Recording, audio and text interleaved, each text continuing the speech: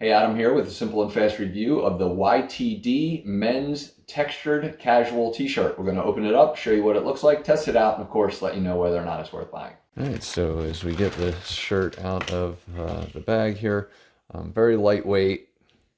You'll see the texture kind of reflective in the lighting.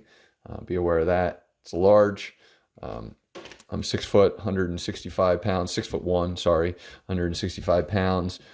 So it is just a textured standard crew neck t-shirt, a little bit of flexibility.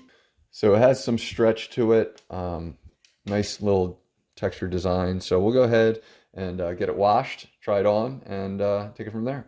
All right, so this thing feels great, very comfortable, stretchy where it needs to be. Just an overall good looking shirt. Belly button's here, waist is here, so it fits great, feels great.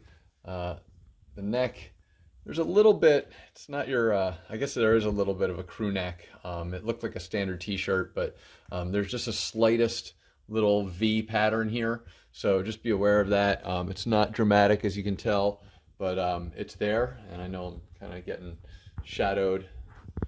So I'll try my best to give it to you without the shadow, but definitely worth buying.